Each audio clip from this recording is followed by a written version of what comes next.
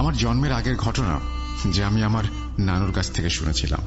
মুক্তিযুদ্ধের সময় আমার বাবা মা প্রাণ ভয়ে নিজের জন্মস্থান কক্সবাজার জেলার চকরিয়া উপজেলা হতে পালিয়ে বান্দরবান জেলার আলীকদম উপজেলায় স্থানান্তরিত হয়। বলে রাখা ভালো যে এর আগে আমার নানুর বাড়ির সবাইও প্রাণ ভয়ে আলীকদম উপজেলায় চলে যায়, কারণ আলীকদম পাহাড়ি এলাকা হওয়ায় সেখানে পাকিস্তানি হানাদার বাহিনীরা তেমন তৎপর ছিল না। সে সুবাদে আমার মা বাবা আলীকদম চলে আসে। তখন আলীকদমের বেশিরভাগ স্থানীয়রা ছিল ট্রাইবাল। তাদের কথায় বাঙালিদের চলতে হতো। তারা প্রথমে নানুদের বাসস্থান ও পরবর্তীতে আমার বাবা মায়ের বাসস্থান নির্ধারণ করে দেয়। নানুরা আমাদের আগে যাওয়ায় তাদের জন্য যে বাসস্থান নির্ধারণ করা হয়েছিল সেটি লোকালয় থেকে বেশ দূরে ছিল, যেখানে যাতায়াতের পথ ছিল ও আশেপাশের 4টা বাঙালি পরিবার ছিল বিধায় নানুদের কোনো অসুবিধা হয়নি। কিন্তু আমাদের জন্য যে বাসস্থানটা নির্ধারণ করা হয় তা ছিল লোকালয় থেকে অনেক দূরের জঙ্গলে, যেখানে যাতায়াতের কোনো পথ ছিল না। বাবা এ নিয়ে প্রতিবাদ করলে বাবাকে বলা হয়, আপনি লোকালয়ের আশেপাশে থাকতে পারবেন, যাতে কেউ আপনাকে বাধা দেবে না, কিন্তু লোকালয়ের আশেপাশের জায়গাগুলো তো ব্যক্তি মালিকানাধীন। এগুলোতে থাকতে হলে আপনাকে জায়গা ক্রয় করতে হবে। বাবার হাতে তখন টাকা না থাকায় বাবা মা বাধ্য হয়েই ওই জঙ্গলের জায়গায় বাসা তৈরি করে থাকতে শুরু করে। বাবা এবং মা দিনরাত পরিশ্রম করে মাটির দেয়াল, ওপরে গাছের ছাউনি, কোনো মতে থাকার জন্য একটা বাসা তৈরি করে ফেলে। একটা সময় লোকালয় থেকে আমাদের বাসায় আসা যাওয়ার একটাই পথ ছিল, তা হলো ওই ছোট্ট একটা পাহাড়ি ঝিরি। বাবা প্রতিদিন জঙ্গলে গিয়ে গাছ কেটে এনে বাজারে বিক্রি করত। আমাদের বাড়ি থেকে কিছু দূরে একটা বড় লেক ছিল, বর্তমানে এটাকে অনেকে মায়া লেক নামে চিনে থাকবেন। মাঝে মধ্যে বাবা সে লেকে গিয়ে মাছ শিকার করত। আলীকদমে বাবা স্থানীয়দের সাথে ভালো সম্পর্ক গড়ে তুলে গাছ কেটে ও মাছ শিকার করে ভালো রোজগার হওয়ায় বাবা আবার চকরিয়া চলে যাওয়ার সিদ্ধান্ত মাথায় নিয়ে আসে। সে ঘরে জন্মগ্রহণ করে আমার বড় ভাই, আমার মেজ বোন ও আমি।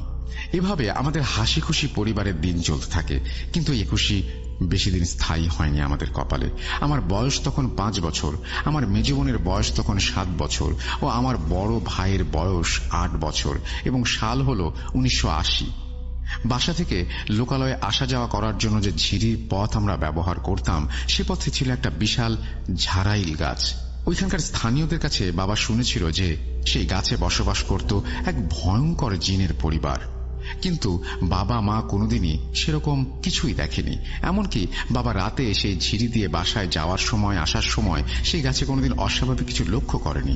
তাই বাবা আদিবাসীদের কথায় তেমন কোনো গুরুত্ব দেননি।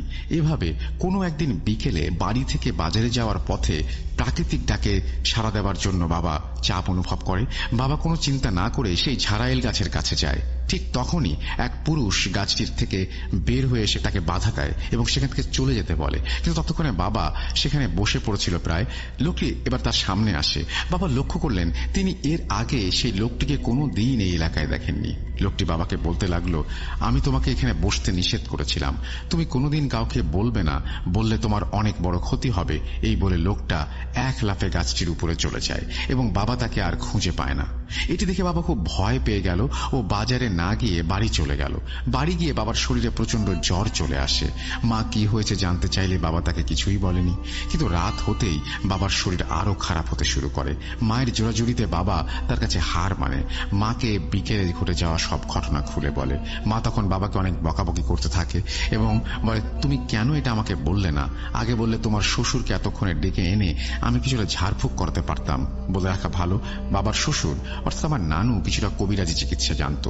রাত বেশি হয়ে যাওয়ায় মা চিন্তা করলো নানুকে কালকে সকালে ডেকে নিয়ে আসবে। কিন্তু সে রাতে আমাদের জন্য কি অপেক্ষা করছিল তা আমাদের কারোরই জানা ছিল না। আমার যদিও সে রাতের ঘটনা সম্পূর্ণ মনে নেই। পরবর্তীতে বড় হওয়ার পর পুনরায় নানুর কাছে বিস্তারিত শুনেছিলাম। সে রাতে আমরা সবাই ঘুমিয়ে পড়ার পর গভীর রাতে আমার মায়ের ঘুম ভেঙে যায় চিৎকার চেঁচামেচিতে। মা লক্ষ্য করলো বাবা এমন সব ভাষায় কথা বলছে যা আগে কখনো তিনি শোনেননি। বাবা অনবরত চিৎকার চেঁচামেচি করে যাচ্ছিল, মুখ দিয়ে কি যেন সব বলছিল যা মায়ের একেবারেই বোধগম্য নয়। কিছুক্ষণ পর মা লক্ষ্য করলো বাবা একদম শান্ত হয়ে গেছে।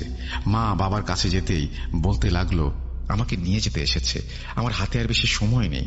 কিছুক্ষণ পর মা বুঝতে পারলো যে আমাদের বাড়ির আশেপাশের পরিবেশ একদম নির্জন হয়ে উঠেছে, যেখানে ঝিঝি পোকা জোনাকি পোকার আওয়াজে মনোমুগ্ধকর হয়ে উঠত চারপাশ। সেখানে এমন নিস্তব্ধ পরিবেশ মায়ের শরীর ভারী হয়ে উঠল।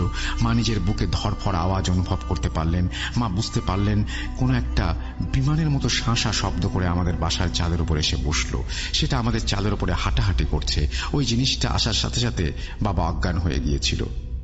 কে এখানে? কে? মা এমন প্রশ্ন ছুড়ে দেওয়ার সাথে সাথে সেটা চাল থেকে ওই জিনিসটা বলতে শুরু করলো যে সে নাকি তাকে চিনবে না, সে নাকি ওই ঝাড়াইল গাছে বসবাস করে। এবং সে বলে, তোর যেমন স্বামী সন্তান আছে, আমারও এক স্ত্রী, এক ছেলে, এক মেয়ে রয়েছে। এমনকি আমার ছোট মেয়ে প্রতিদিন তোর ছোট ছেলের সাথে খেলাধুলা করতো, যা তুই জানিস না। তাই আমরা তোর পরিবারের কোনোদিন ক্ষতি করার চিন্তা করিনি। এমনকি তোর মেজ মেয়েকেও 2 দিন বড় বিপদ থেকে রক্ষা করেছি, যা তুই জানিস না। কিন্তু আজকে তোর স্বামী আমাদের বাসার সামনে যা করলো সেটা আমাদের সমাজের জন্য খুব অন্যায়। এটা বলে সে আমার কথা রাখেনি। তাকে বারণ করা সত্ত্বেও সে সেখানে বসে পড়ে। এর শাস্তি তাকে অবশ্যই পেতে হবে। এই বলে জিনটা আবারও শাঁ শাঁ শব্দ করে চলে যায়। যাওয়ার আগে জিনটা মাকে ওয়ার্নিং দিয়ে গিয়েছিল এই সম্পর্কে কে যেন কিছু না জানে। এভাবে রাত কেটে যাওয়ার পরদিন সকালেই আমার বাবা মারা যায়। এমন আকস্মিক মৃত্যুতে আমার দাদু ও নানুর বাড়ির সবাই হতবাক হয়ে যায়। সবাই আমার মাকে জোরাজুরি করতে থাকে মৃত্যুর মূল কারণ সম্পর্কে জানাতে, কিন্তু মা কোনো মতে সবাইকে মিথ্যা বলে ঘটনা থামাচাপা দেয়। দাদুর বাড়ির সবাই চলে গেলে আমরা কয়েকদিনের জন্য নানুর বাড়িতে থাকার জন্য চলে যাই। মা সবাইকে বোঝাতে পারলেও আমার নানু কিন্তু কোনো মতে তার মেয়ের কথা বিশ্বাস করেনি, কারণ একজন বাবা তার মেয়ের চোখ দেখলে বুঝতে পারে সে সত্যি বলছে না মিথ্যা বলছে। নানু মাকে প্রেসার দিতে থাকে যেন মা সব ঘটনা খুলে বলে। নানু মাকে অভয় দিতে থাকে, বলে তোর কোনো ক্ষতি হবে না, তুই শুধু সত্যি কথা বল। নানুর অভয় পেয়ে মা নানুকে সমস্ত ঘটনা খুলে বলে। ঝাড়াইল গাছের জিনের কথা শুনে নানুর মুখ বিষণ্ণ হয়ে যায়। তিনি বলতে থাকেন, ওই জিনগুলো খুবই শক্তিশালী জিন। এদের শক্তির কাছে পেরে ওঠা কারো পক্ষে সম্ভব নয়। এরা ওই গাছে বসবাস করছে 300 বছর ধরে। আমি যতদিনের সমাধান করতে না পারি ততদিন তোরা ওই বাসায় যাবি না। সেদিন রাতে নানু তার বাসায় থাকা একটি জিনের সাহায্য নেওয়ার চেষ্টা করে। অনেক চেষ্টার পরে সেই জিনটি আসলে নানু তার কাছে আমাদের পরিবারের সাথে ঘটে যাওয়া ঘটনার কারণ জানতে চায়। জিনটি বলে, আমি তখন বিস্তারিত কিছু জানি না, তবে আমি কালকে এই ঘটনার বিস্তারিত জেনে আপনাকে জানাতে পারবো। এর পরের দিন জিনটি এসে বিস্তারিত বলা শুরু করে। এর আগেও আপনাকে ঝাড়াইল গাছের বড় জিনের ব্যাপারে বলেছিলাম, যারা এলাকার সবচেয়ে শক্তিশালী ও পুরনো পরিবার। এখন আবার বলছি, আপনার জামাই আর মেয়ে যখন থেকে সে ঘরে বাস করা শুরু করে তখন থেকে সে জিন ও তার পরিবার তাদের উপর নজর রাখছিল। জিনটি আমার মাকে বলেছিল, আপনার মেজ মেয়ের বয়স যখন 5 বছর তখন সে দুপুরে আপনাদের বাড়ির আশেপাশে জঙ্গলে ঘুরে বেড়াতো। সে সময় জঙ্গলের এক জিন আপনাদের মেয়েকে পছন্দ করে। সে জিনটি আপনাদের মেয়েকে 2 বার তাদের রাজ্যে নিয়ে যেতে চেয়েছিল, কিন্তু ঝাড়াইল গাছের সেই জিনগুলো 2 বারই আপনার মেয়েকে রক্ষা করে। এর বেশ কিছু কারণও ছিল বটে। সেই জিনের ঘরে জন্ম নেয়া ছোট মেয়েটি আপনার ছোট ছেলের সাথে বড় হচ্ছিল। তারা 2 জন একে অপরের সাথে খেলাধুলা করত এবং আপনার জামাই যে কাজটি করেছে তাকে বারণ করা সত্ত্বেও যখন কথা শুনি তখন রাগান্বিত হয়ে ওঠে এবং আপনার হাজবেন্ডকে মেরে ফেলে। এখন সমস্যা হলো যে সেই জিনটি আপনাকে বলেছিল তাদের কথা কাউকে না বলতে, কিন্তু আপনি আপনার বাবাকে বলে দিলেন। এখন সেই জিনটি আপনার ও আপনার ছেলে মেয়েদের পেছনে পড়ে থাকবে। এর থেকে পরিত্রাণের কোনো উপায় আমার জানা নেই। এই বলে জিনটি চলে যায়। এটা শোনার পরের দিন রাতে নানু আর একটা শক্তিশালী জিনের সাহায্য খোঁজে। জিনটি সাহায্য করার আশ্বাস দিয়ে চলে যায়। 2 দিন পর জিনটি নানুর বাসায় এসে হাজির হয় এবং বলে, আমি আপনার সমস্যার কোনো সমাধান করতে না পারায় আমি আমার ওস্তাদের সাহায্য খুঁজি। এবং ওস্তাদকে জিজ্ঞেস করায় সে বলেছিল তিনি নাকি গারাঙ্গিয়া মাদ্রাসার ছাত্র ছিল, সেখানে বড় হুজুর তার ওস্তাদ। ওস্তাদের কাছে এই সমস্যাটা নিয়ে গেলে ওস্তাদ কিছু নিয়ম বলে যা শামসুল আলমের মনে নেই বর্তমানে। জিনটি সেই নিয়মগুলো বলেও ওস্তাদের দেয়া 4টি শক্তিশালী তাবিজ দেয় আমাদের 4 জনের জন্য। জিনটি বলে এই তাবিজগুলো সবাই একসাথে পড়বে এবং যতদিন সবার বয়স 49 না হয় ততদিন এই তাবিজগুলো পড়ে থাকতে হবে। এই বলে জিনটি চলে যায়। তার কথা মতো আমরা তাবিজগুলো পড়ে নেই এবং সে বাসায় আবার চলে যায়। বাসায় চলে যাওয়ার দিন রাতে মা খেয়াল করে জিনটি আবার আগের মতো বিমানের মতো শাঁ শাঁ শব্দ করে আমাদের সামনে এসে হাজির হয়েছে। সে বলতে থাকে, তুইও তোর স্বামীর মতো কথা রাখলি না, তোকেও তোর স্বামীর কাছে পাঠিয়ে দিতে হবে। তবে তোর ছোট ছেলের প্রতি আমার মেয়ের নজর আছে, তাকে আমাদের সাথে নিয়ে যাব। তোর মেজ মেয়েকেও আমরা রক্ষা করব না। তাকেও সুযোগ পেলে আমি নিয়ে যাব এবং জঙ্গলের ওই জিনকে দিয়ে আসব। এই বলে জিনটি শাঁ শাঁ শব্দ করে চলে যায়।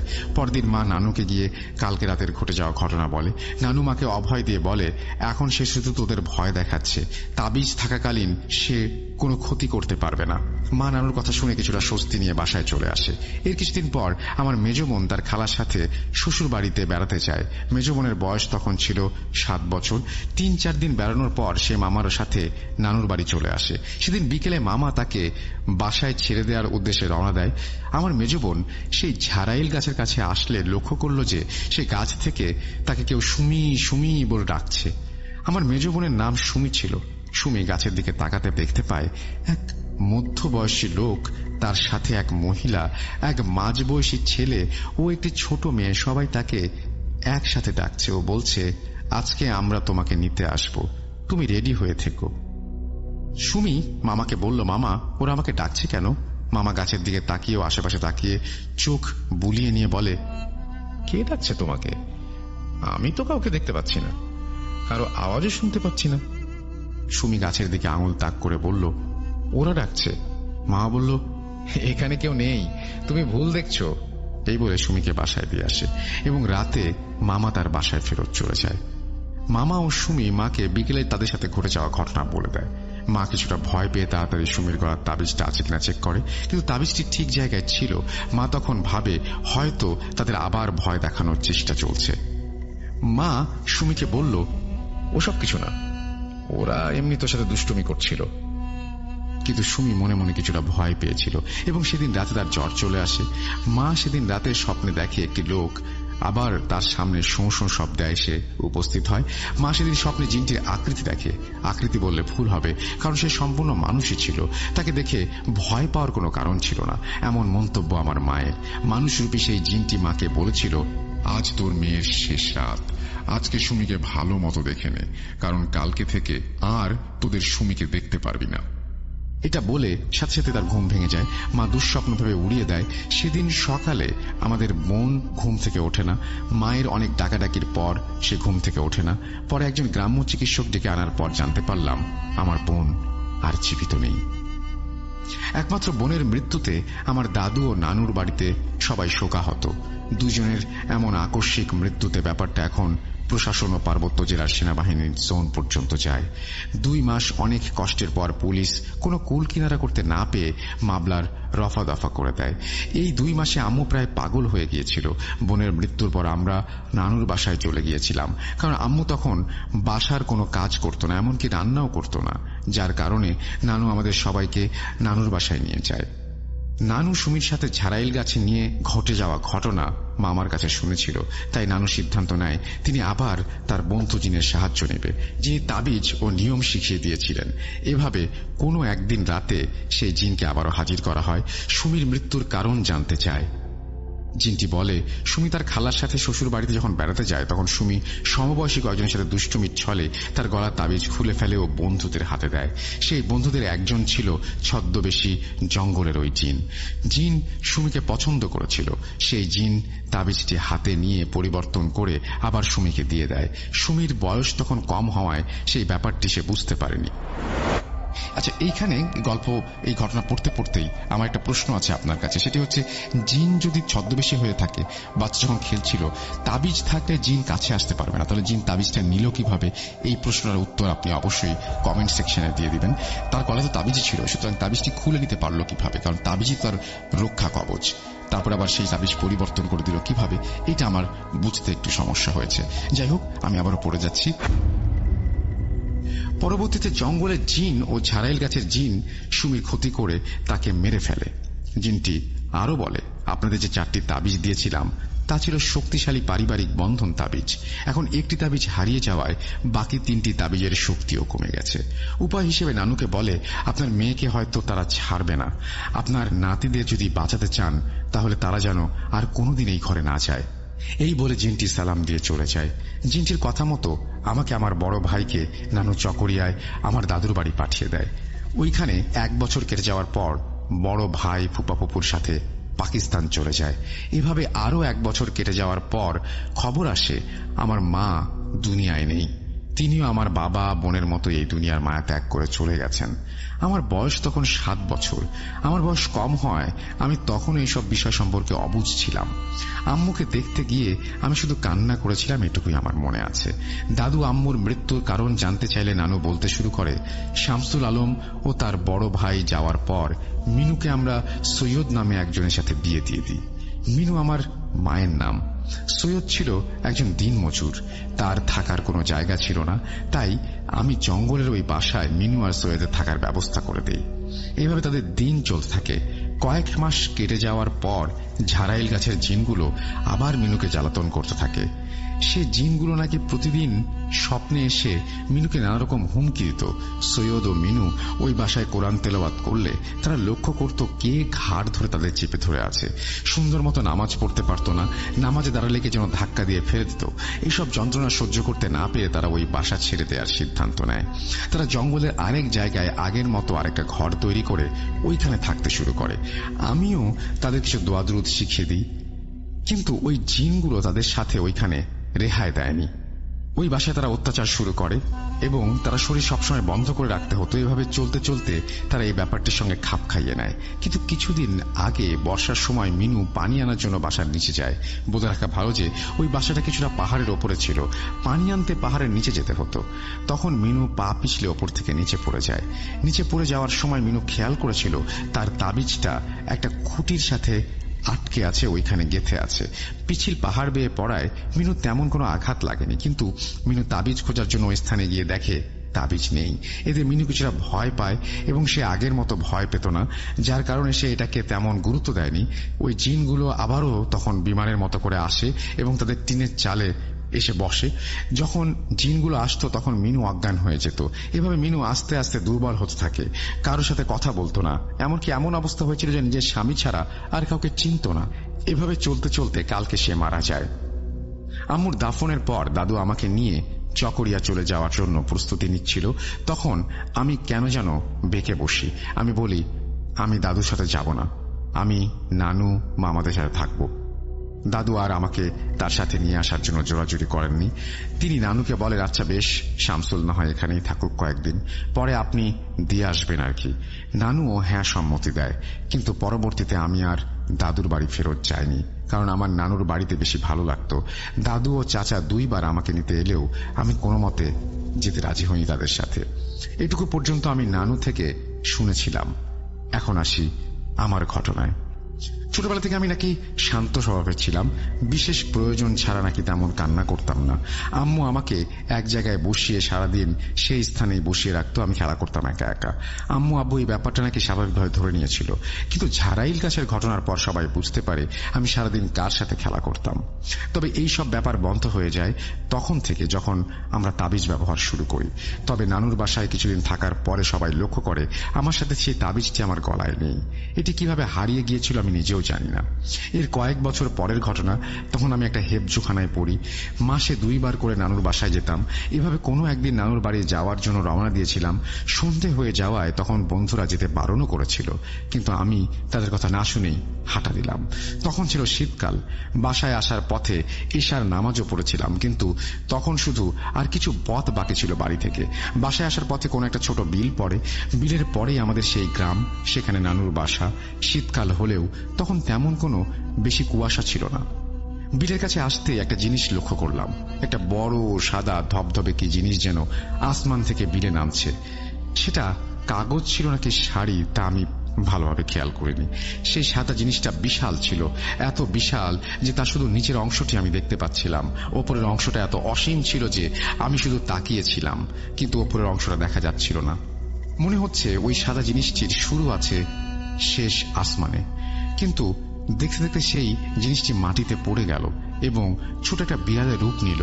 বিড়ালটি এত সুন্দর ছিল যে আমি আপনাকে বুঝিয়ে বলতে পারবো না। সেই বিড়ালটি বিলের মধ্যে একটা পাওয়ারফুল এনার্জি লাইটের মতো আলো হয়ে জ্বলছিল। কিন্তু কিছু সময় পর লক্ষ্য করলাম বিড়ালটি আস্তে আস্তে হালকা কুয়াশার মধ্যে মিলিয়ে গেল। এতক্ষণ আমি যে ব্যাপারটি উপভোগ করছিলাম, বিড়ালটি চলে যাওয়ার পর সেই ব্যাপারটি আমি আর উপভোগ করতে পারলাম না। ব্যাপারটি আমার মনে ভয়ের জন্ম দেয়। আমি এক দৌড়ে বাসার সামনে এসে নানু বলে চিৎকার দিয়ে অজ্ঞান হয়ে যাই। পরের দিন যখন আমার জ্ঞান আসে তখন আমি বাসার সবাই আমার দিকে তাকিয়ে আছে দেখি এবং সবাই অপেক্ষা করছিল যে কখন আমার জ্ঞান আসবে। জ্ঞান আসার পর আমি নানুকে সবকিছু খুলে বলি। নানু আর কোনোদিন রাতে বাসায় না আসার জন্য বারণ করে দেয়। এর কয়েক বছর পরের ঘটনা। আমার বয়স তখন 14 কি 15। আমি তখন হেফজোখানায় পড়তাম। ছুটিতে বাড়ি গিয়েছিলাম। কোনো একদিন বাজার থেকে বাড়ি আসার পথে ওই বিলের কাছে এসে দেখি এক অপরূপ সুন্দরী মেয়ে আমার সাথে তাল মিলিয়ে হাঁটছে। তাকে দেখে আমার মনে হচ্ছিল যেন আমি অনেক বছর ধরে তাকে চিনি, কিন্তু মনে করতে পারছি না তাকে কোথায় দেখেছি। সে আমাকে দেখে বলল, কেমন আছেন? আমি তো হতবাক। আমি বললাম, আমি ভালো আছি, কিন্তু আপনাকে তো আমি চিনতে পারলাম না। তিনি বললেন, আমি আপনাকে চিনি, আপনার মামা নানুদেরও চিনি। আমি আপনার নানুর বাড়ির পর যে গ্রাম আছে সেখানে বসবাস করি। ততক্ষণে বাড়ি চলে আসায় আমি তার থেকে আলাদা হয়ে গেলাম। এর কয়েকদিন পর তার সাথে আমার আবার দেখা হলো। এবার আমি সাহস করে তার নাম জিজ্ঞেস করি। তিনি বললেন তার নাম কারিমা। আমার গ্রামের পরের গ্রামে জঙ্গলের দিকে তার ঘর। ঘরে কে কে আছে জিজ্ঞেস করলে সে বলে, আমার বাবা, মা, বড় ভাই ও আমি। তার সম্পর্কে আরো জানতে চাইলে সে বলে, বাবা দিনমজুরি করে। বাবার সাথে তার বড় ভাইও দিনমজুরি করে। সে আর তার মা ঘরের কাজ করে। আস্তে আস্তে তার সাথে আমার যোগাযোগ বেড়ে গেল। তাকে কেন জানি আমার খুব পছন্দ হচ্ছিল। তার জন্য আমি হেফজোখানা পর্যন্ত ছেড়ে দিয়েছিলাম। নানু ও মামাদের আদরের ছিলাম, তাই কেউ কিছু বলেনি। অনেক সময় হয় না এমন যে আপনি অনেক বছর যাবৎ কাউকে চিনতেন, কিন্তু হঠাৎ করে তাকে হারিয়ে ফেললেন, কিন্তু বর্তমানে সে আপনার সাথে আছে। 15 বছর আমার বয়স হলেও সেই অনুভূতি আমার ভেতরে কাজ করছিল। এভাবে তার সাথে আমার সম্পর্ক গড়ে ওঠে। আমরা প্রতিদিন বিকেলে সেই মাঠে দেখা করতাম। সে আমার চোখের সামনে না থাকলেও আমার এরকম অনুভব হতো যে সবসময় আমার সাথে আছে। আমি তাকে আমার নানুর বাড়িতে নিয়ে যেতে চেয়েছিলাম অনেকবার, কিন্তু সে কোনোদিন রাজি হয়নি। এমনকি আমি তার বাড়িতে যেতে চাইলেও সে আমাকে নিয়ে যেতে চায়নি। কিন্তু আমাদের প্রতিদিন দেখা হতো। এভাবে কোনো একদিন তার সাথে আমি দেখা করতে গিয়েছিলাম, তার সাথে কথা বলছিলাম, কিন্তু হঠাৎ করে আমার মামির সামনে পড়ে গেলাম। মামি পানি আনতে যাচ্ছিল ঝিরির দিকে। মামি আমাকে দেখে বলল, কিরে শামসুল, তুমি বাতাসের সাথে কেন কথা বলছিলা? আমি বললাম, আমি বাতাসের সাথে কেন কথা বলবো, আমি কারিমার সাথে কথা বলছিলাম। মামি বলল, কে সে? আমি তো আশেপাশে কাউকে দেখতে পাচ্ছি না। আমি পাশে তাকাতে দেখি আসলেই আমার পাশে কেউ নেই। কারিমা হয়তো মামিকে দেখে ভয় পেয়েছে, তাই লুকিয়ে পড়েছিল। কারণ বিলের আশেপাশে অনেক ঝোপঝাড় ছিল, তাই হয়তো কোথাও লুকিয়ে পড়েছিল। আমি তখন মামিকে বললাম, ও কিছু না, আমি এমনি তোমার সাথে মজা করছি মামি। মামিকে বুঝ দেওয়ার পর মামি চলে গেল। আমি কারিমাকে খুঁজতে থাকি। কিছুক্ষণ পর সে হঠাৎ করে আমার সামনে এসে হাজির হয়। বললাম, তুমি কোথায় গিয়েছিলে? সে বলল, তোমার মামিকে দেখে আমি সরে গিয়েছিলাম। আমি বললাম, ও আচ্ছা, ভালো করেছো। মামি তোমাকে দেখলে আবার নানু আর মামাদের বলে দিত তোমার সম্পর্কে। কিন্তু হঠাৎ করে আমার একটা বিষয় খটকা লাগলো। মামি কেন বলছিল আমি বাতাসের সাথে কথা বলছি? আর আমার যতটুকু মনে আছে, মামি যেদিক দিয়ে এসেছিল আমাদের দুজনকে মামির একসাথে দেখতে পারার কথা। কারিমা যদি ঝোপঝাড়ে লুকিয়েও পড়তো, তাও সেই বিষয়টি মামি লক্ষ্য করত, কারণ বিলের আশেপাশে কোথাও এত বড় গাছ ছিল না যে ওইখানে কারিমা হঠাৎ করে লুকিয়ে পড়বে। এসব প্রশ্ন যখন আমার মাথায় ঘুরপাক খাচ্ছিল, তখন কারিমা আবার আমার সাথে এসে আমাকে অন্য মনস্ক করে দেয়। এর কিছুদিন পরের ঘটনা। প্রতিদিনের মতো সেদিনও আমি তার সাথে গিয়ে কথা বলছিলাম। সে কথা চলে হঠাৎ বলল, মনে আছে সেই রাতের কথা যখন তুমি এই বিলের মধ্যে অপরূপ সুন্দর একটা বিড়াল দেখেছিলে? আমি তো হতবাক। বললাম, তুমি কি করে জানলে এই ঘটনা? নানু, মামা আর আমি ছাড়া তো এই ঘটনা কেউ জানে না। তখন সে বলল, সেই বিড়ালটি আমিই ছিলাম। সে আরো বলল, আমি তোমাকে অনেক দিন ধরে এই কথাটি বলবো বলে চিন্তা করছিলাম। আসলে আমি মানুষ নই, আমি হলাম একটা জিন। এই সব শোনার পর আমি কিছুক্ষণ ঘোরের মধ্যে চলে গেলাম, কিন্তু আমি তার সাথে স্বাভাবিক আচরণ করতে থাকি। মনে মনে ভয় পেলেও আমি তাকে বুঝতে দেইনি। তার প্রতি মোহ আমার মধ্যে তৈরি হয়েছিল এবং আমি সেটা জানি। এত সব শোনার পর আমি তাকে আগের মতো আগলে নিয়েছিলাম। তার সাথে তখনও দেখা করতাম। তাকে বলতাম, জিনেরা কি সবসময় প্রতিশোধ পরায়ণ হয়? সামান্য ঘটনার জন্য আমার মা, বাবা সবার জীবন কেড়ে নিয়েছিল, আমার বোনের জীবন কেড়ে নিয়েছিল। তখন সে বলছিল, সব মানুষ যেমন একরকম নয়, ঠিক তেমনি সব জিনেরাও একরকম নয়। মানুষের মধ্যে যেমন ভালো খারাপ আছে, তেমনি জিনদের মধ্যেও ভালো খারাপ আছে। আগে আমরা শুধু বিকেলের সময় দেখা করতাম, কিন্তু আস্তে আস্তে তাকে আমি দিনের বেশিরভাগ সময় আমার আশেপাশে লক্ষ্য করতাম। তাকে আমি ছাড়া কেউ দেখত না। এমন কোন রাত যেত না যে রাতে আমি তার সাথে আড্ডা না দিয়ে ঘুমোতে যেতাম। কিছুদিন পর নানু আবার আমার অস্বাভাবিক আচরণ লক্ষ্য করে, কিন্তু কোনো এক জায়গা থেকে জানতে পারেন আমি নাকি প্রতিদিন বিকেল বেলায় বিলের একপাশে গিয়ে বসি এবং নিজে নিজে কথা বলি। নানু আমার উপর নজর রাখতে শুরু করে এবং খেয়াল করে আমি প্রতিদিন একজনের সাথে কথা বলি। সেদিন তিনি আমাকে নিয়ে সিলেট চলে আসার জন্য রওনা দিলেন। আমি তখনও কিছু জানি না যে নানু আমাকে সিলেটে কেন নিয়ে এসেছেন। নানু আমাকে তার এক বন্ধুর সাথে দেখা করালেন। সেই বন্ধু ছিল একজন মাদ্রাসার শিক্ষক।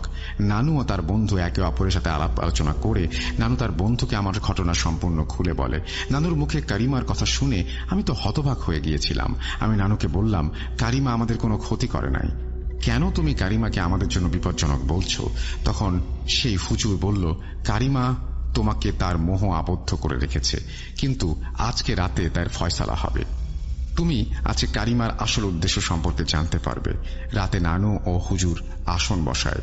সেই হুজুরে ছিল দুটি শক্তিশালী জিন। আমার নানুর সাথেও ছিল সেই জিন আপনারা যা আগে জেনেছেন। তারা 4 জন জিন মিলে কারিমাকে বন্দী করতে আসে। অনেক সময় পেরিয়ে যাওয়ার পর তারা সবাই খালি হাতে ফেরত আসে এবং বলে কারিমাকে বন্দী করে নিয়ে আসা তাদের পক্ষে সম্ভব নয়, কারণ কারিমা মা বাবা ভাই বোন অত্যন্ত শক্তিশালী জিন, তাদের সাথে পেরে ওঠাটা আমাদের কারো পক্ষে সম্ভব নয়। এই বলে জিনগুলো চলে যায়। পরের দিন রাতে সেই হুজুর আবার আসে। সেই রাতে নানু ও সেই হুজুর অনেক কষ্টে কারিমাকে হাজির করতে সক্ষম হয়। হুজুর কারিমাকে বলেছিল, কেন তুমি এই ছেলের পিছনে পড়ে আছো? সে তোমার কি ক্ষতি করেছে? কারিমা বলল, আমি তার পিছনে পড়ে নাই, তার সাথে আমি ছোট কাল থেকে আছি, আমরা একসাথে বড় হয়েছি। হুজুর বলল, তোরা তো সামান্য ভুলের জন্য তোর বাবা মা বোনকে মেরে ফেলেছিলি। তখন আমি বুঝতে পারি এই সেই জিনের পরিবার, এর সদস্য যারা আমার পরিবারকে ধ্বংস করে দিয়েছে। আমি সাথে সাথে বলে উঠি, ছদ্মবেশী শয়তান, তোরা আমার পরিবারের সবাইকে মেরেও ক্ষান্ত হসনি, এবার তোরা আমাকে মারার জন্য প্ল্যান করছিস? কারিমার সাথে সাথে বলে উঠল, না না, আমি আমার বাবা মার মতো নই, আমি তোমাকে অনেক পছন্দ করি। তোমাকে যদি মারার মতো হতো তাহলে আমি তোমাকে এতদিন মেরে ফেলতে পারতাম। তখন তাকে দেখে আমার খুব রাগ হচ্ছিল। আমি হুজুরকে বললাম, বন্দী করুন একে, একে আমি আর দেখতে চাই না। হুজুর ও নানু আগে থেকে প্রস্তুত ছিল তাকে বন্দী করার জন্য। প্রস্তুতি অনুযায়ী তাকে বন্দী করে ফেলা হয়। হুজুর নানুকে বলল, এই জিনটি বন্দী, কিন্তু এর বড় সমস্যা অপেক্ষা করছে আপনাদের জন্য। যখন কারিমার পরিবার জানতে পারবে তাদের মেয়েকে বন্দী করা হয়েছে, তখন তারা আপনাদের উপর প্রতিশোধ নেওয়ার জন্য উঠে পড়ে লাগবে। এর জন্য কিছু নির্দিষ্ট নিয়ম কাজ করার পর আপনাদের আর কিছু করতে পারবে না। হুজুর সবার জন্য একটি করে তাবিজ দিয়েছিল এবং বলেছিল, আপনি বাসায় যাওয়ার পর আগামী 41 দিন পর্যন্ত বাসায় যেন গরুর মাংস রান্না না করা হয়। আর কিছু নিয়ম কানুন নানুকে বলে দিয়েছিল যা আমার মনে নেই। নানু সেই নিয়মগুলো পালন করে ও আমাদের বিপদ থেকে আমরা রেহাই পাই। এই ঘটনার অনেক বছর কেটে যায়। এর মধ্যে আমি বিয়ে করি, জ্ঞান বিদ্যা না থাকায় গাড়ির ড্রাইভার হিসেবে কর্মজীবন শুরু করি।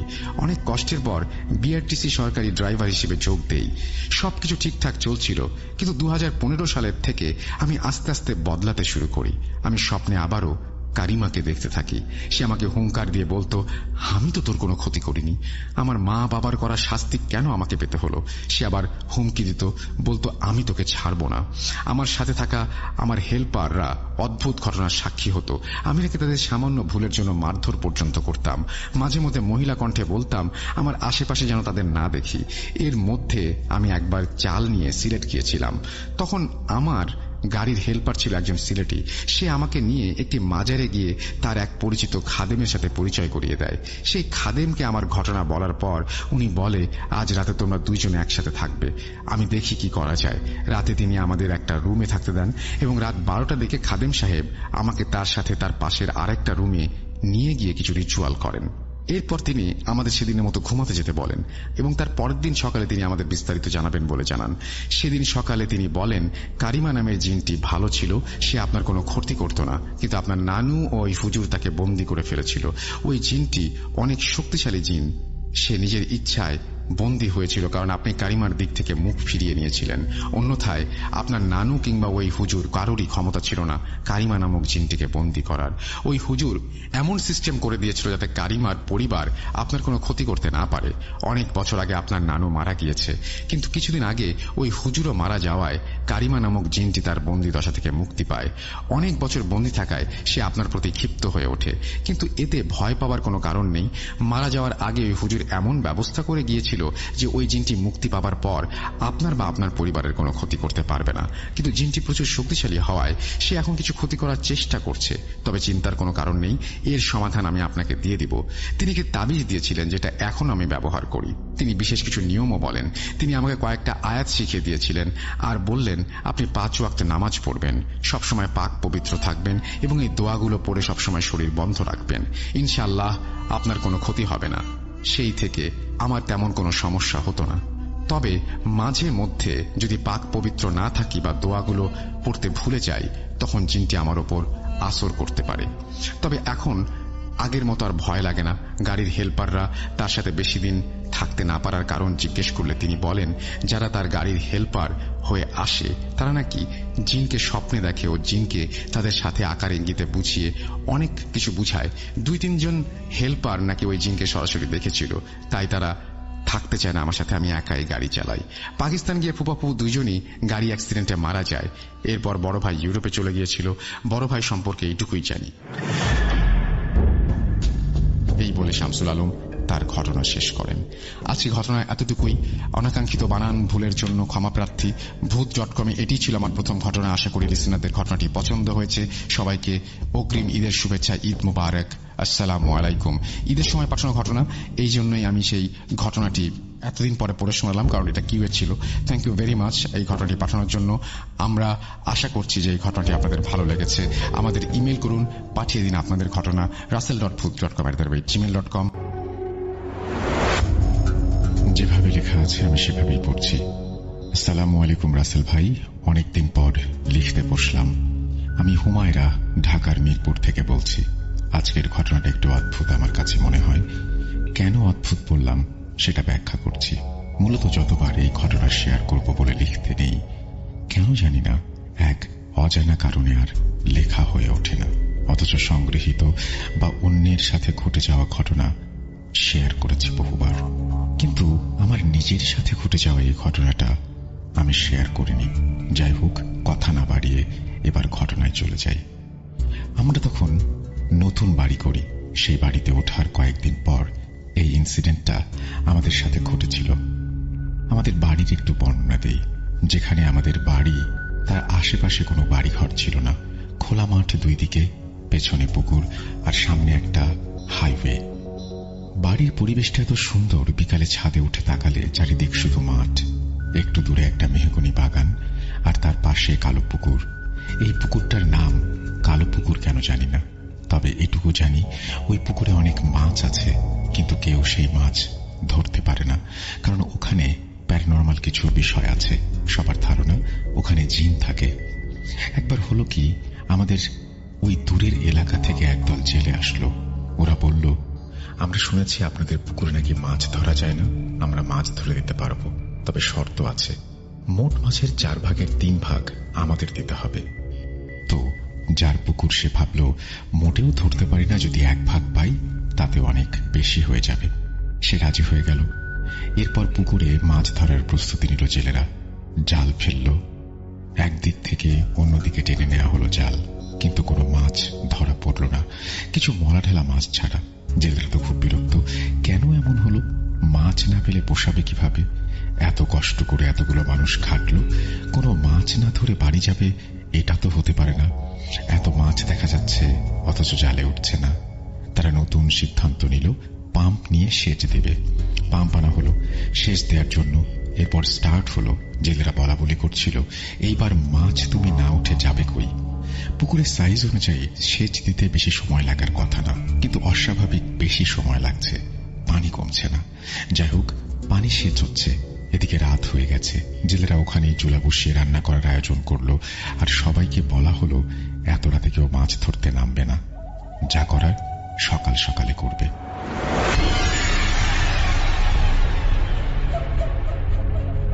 ভোর রাতের দিকে পানি কমে আসলো।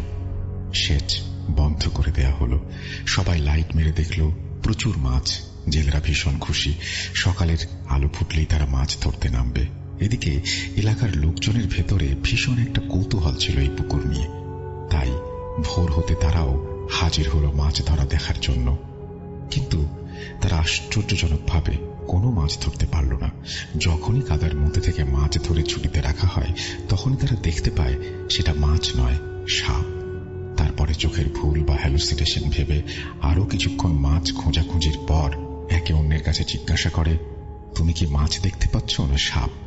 এমন সময় ওপর থেকে এলাকার লোকজন চিৎকার শুরু করলো, সাপ সাপ বলে। ভয়ে জেলেরা সব পুকুর থেকে ছুটাছুটি করে উপরে উঠে গেল, কারণ পুকুর ভর্তি শুধু সাপ আর সাপ। সে সাপগুলো যেন তেন সাপ নয়, সংখ্যায় একটা দুটা নয়, শত শত সাপ। কেমন একটা পরিস্থিতি চিন্তা করুন। একজন মানুষ শুধু নয়, এলাকার সব মানুষ জড়ো হয়েছে সেই সাপ দেখার জন্য। আমাদের এলাকার সকলেরই মনে আছে সেই ঘটনা, এবং এলাকায় সেটা একটা প্রচলিত ঘটনা হিসেবে বর্ণিত আছে। আপনি শুনলে অবাক হবেন, এখনো সেই পুকুর আছে এবং সেখানে এখনো কেউ একা যেতে সাহস পায় না। দিনে দুপুরে কিংবা রাতে যখনই সেখানে কেউ যাবে, দুইটা বা একটা সাপ নজরে পড়বেই। আর সেই ভয়ঙ্কর জায়গাতেই আমাদের বাড়ি। বাড়ির আশেপাশের পরিবেশটা দেখলে আপনার অন্যরকম এক অনুভূতি হবে। জায়গাটা ভয়ঙ্কর সুন্দর, যেখানে থাকতে আপনার ইচ্ছে করবে, ভালো লাগবে এবং ভয়ও করবে। যাই হোক, মূল ঘটনায় চলে যাই। আমরা নতুন বাড়িতে উঠলাম একটু তাড়াহুড়া করে, কারণ আমার দাদুর শরীরটা ভালো ছিল না। বার্ধক্যজনিত কারণে দাদুর তখন মুমূর্ষ অবস্থা, আর আমার বাবা খুব চাইছিল তার বাড়িতে তার মা যেন কয়েকটা দিন হলেও থাকতে পারে, তাই এত তাড়াহুড়া। আমরা নতুন বাড়িতে উঠলাম, চারিদিকে কোনো বাউন্ডারি নেই, ভয়ঙ্কর পরিবেশে ঠাঁই দাঁড়িয়ে আছে আমাদের সত্য করা সেই বাড়ি। আমার দাদুর অবস্থা ভালো না, ভুলভাল কথা বলা শুরু করেছে, প্রলাপ বকছে। এমন চলল সপ্তাহখানেক। তারপর দাদুর জবান বন্ধ হয়ে গেল। এভাবে 5 দিন কথা বন্ধ ছিল তার সেই চির বিদায়ের মুহূর্ত আসলো। তিনি মারা গেলেন। আত্মীয় স্বজন সবাই আসলো, বাড়ি ভর্তি লোকজন, একটা অন্যরকম পরিবেশ। এরকম কাটলো 4-5 দিন। তারপর যে যার বাড়িতে চলে গেল। রয়ে গেলাম শুধু আমরা 4 জন, আম্মু, আব্বু এবং আমরা 2 ভাই বোন। মৃত বাড়ি কেমন ভয় ভয় লাগে। সন্ধ্যা হলে কেমন থমথমে পরিবেশ। একটা কথা বলতে ভুলে গেছি, বাড়িতে ওঠার পর থেকে রাত হলে ঘরের চারিদিকে কেমন যেন একটা শব্দ পেতাম। মাঝে মাঝে বাড়ির ফ্রন্টের দিকে কলাপসিবল গেট ছিল, সেটা ধরে কেউ ঝাঁকাতো, ঝুলতো, এমন মনে হতো। কিন্তু দরজা খুলে গেটের কাছে কাউকেই পাওয়া যেত না। মাঝে মাঝে চাপা কান্নার শব্দ ভেসে আসতো। কি এক অদ্ভুত অনুভূতি, বলে বোঝাতে পারবো না। দাদি মারা যাবার একটা মনোকষ্ট, সাথে এরকম ভৌতিক পরিবেশ আমাদের জীবনটা কেমন দুর্বিষহ করে তুলল। রাত হলে মনে হতো, এটা আমরা কোথায় আসছি? এত ভয় লাগে, এখানে থাকবো কিভাবে? আমার বাবা বলতো, নতুন বাড়িতে উঠলে প্রথম প্রথম এরকম লাগে, আস্তে আস্তে ঠিক হয়ে যাবে। সে এই ভৌতিক ব্যাপারগুলোকে কোনোভাবে পাত্তাই দিচ্ছিল না। যাই হোক, এক রাতের কথা বলি।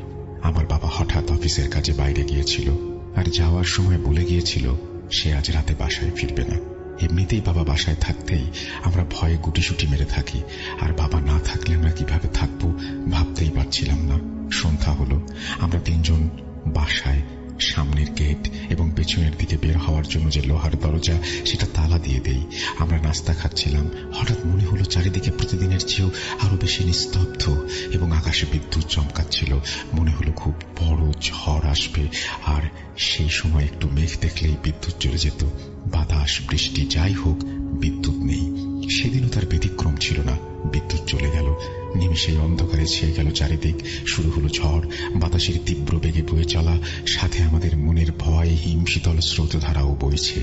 আম্মু আমাদের 2 ভাই বোনকে নিয়ে একটা টিমটিমে চার্জার ল্যাম্প জ্বালিয়ে বসে আছে, আর ঝড় থামার অপেক্ষা করছে। নিশুতি রাত, ভাইয়া আর আম্মু ভয় পাচ্ছে চোর ডাকাতের।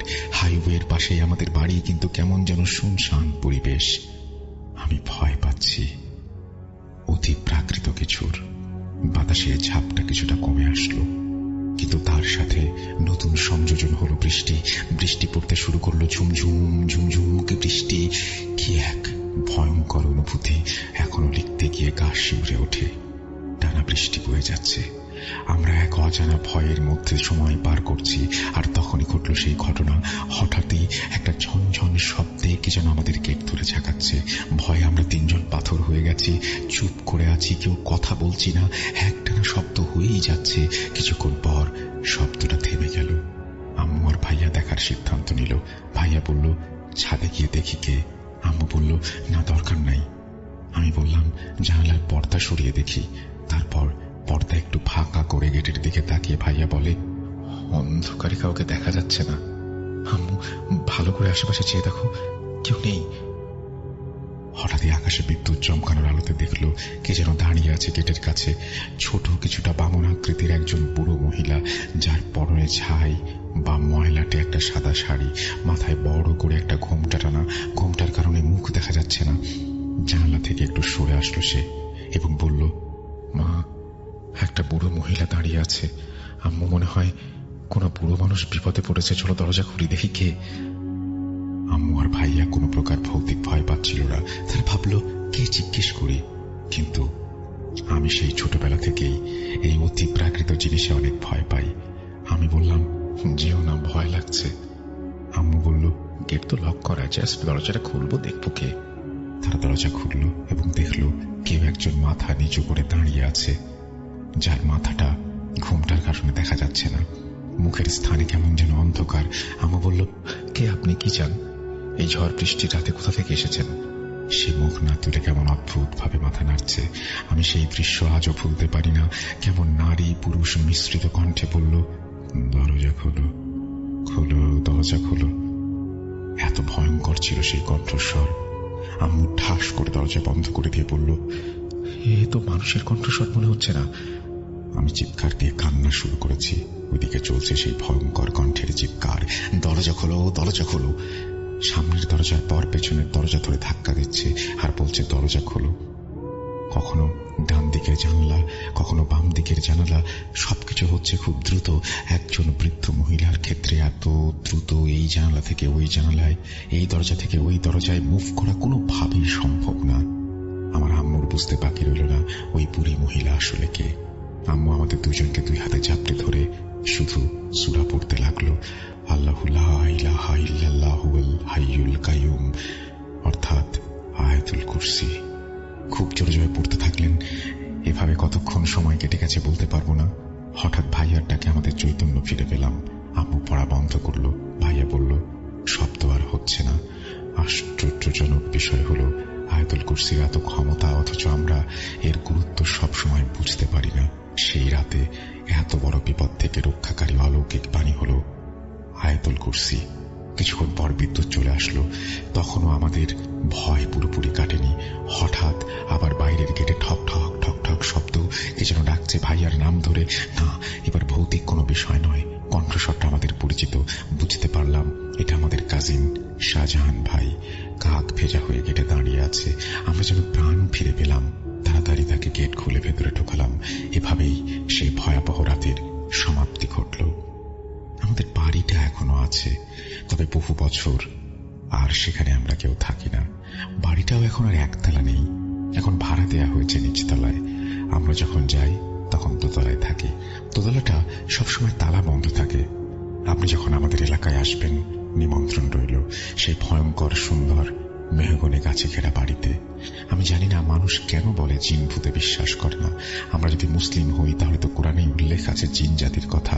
সেই রাতে যদি অবিশ্বাসী লোকগুলোর কোনো একজন থাকতো, বুঝতে পারত ভয় কাকে বলে আর পৃথিবীতে জিন ভূত আছে কিনা। রাব্বি মাঝে মাঝে বলে, সমাজের কিছু সংখ্যক মানুষ জিন ভূত বিশ্বাস করি না, কিন্তু অন্ধকারে সিঁড়ি দিয়ে নামার সময় কিংবা অন্ধকার রুমের ভেতরে ভয় পাই। যদি তারা এগুলো বিশ্বাসই না করে তাহলে তাদের কিসের ভয়?